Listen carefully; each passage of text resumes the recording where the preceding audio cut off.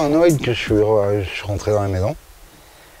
Et en fait, de toute manière, ça change le personnage, ça change le système de vie. On apprécie plus les choses. Donc moi je crois que le village, il a 3 phases. Il y a la phase d'accueil et donc d'apprentissage, je ne sais pas comment on peut dire ça, de la citoyenneté, réapprendre les règles de vie.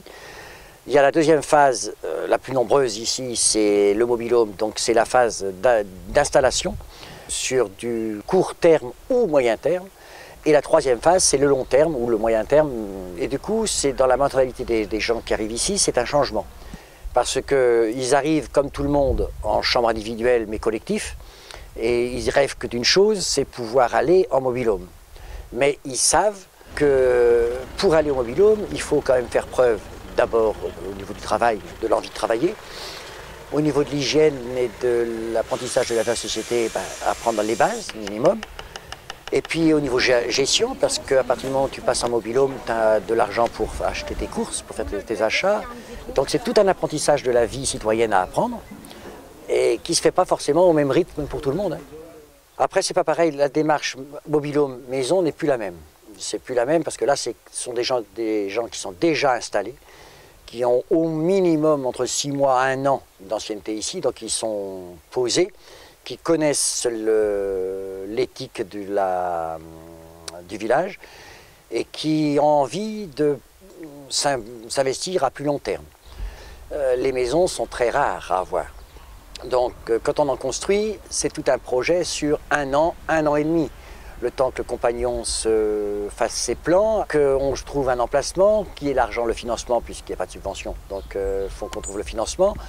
Et donc ça peut prendre 1 an et demi.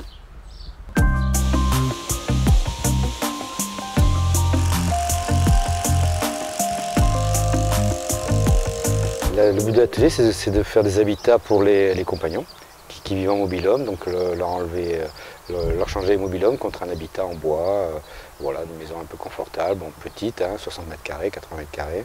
Il y a donc 1, 2, 3, 4 compagnons, donc 2 anciens qui sont là, qui sont performants, qui sont habitués à travailler. Il y a aussi Francis qui est bénévole et qui a participé à ces constructions de maisons, qui a fait les plans et qui gère aussi les chantiers, quoi. Et après des stagiaires qui passent, stagiaires femmes et hommes qui passent. L'équipe est performante, ça se met en place, la connaissance, les prises de conscience, on va changer un peu la politique au niveau du travail, on va passer plus avec du bois massif et local, si localement, au plus écologique aussi, donc sans traitement, voilà. On essaie d'orienter un peu l'habitat, les prochains habitats plus écologiques, quoi. Voilà. Toujours dans l'économie, dans la récupération, menuiserie, etc., mais orienté sans traitement chimique, quoi. Ben moi, à l'éco-construction, la maison, la première, c'est la mienne. Donc j'ai appris à construire sur la mienne. Et après, j'ai construit celle des potes. C'est un engagement. Et maintenant, voilà, je dois être à 35 bâtiments. Et j'ai pas envie d'arrêter. C'est du bien-être. C'est du bien-être. J'arrive à faire ce que je veux tous les jours. J'ai rien qui peut m'en empêcher. Au contraire, on peut que progresser.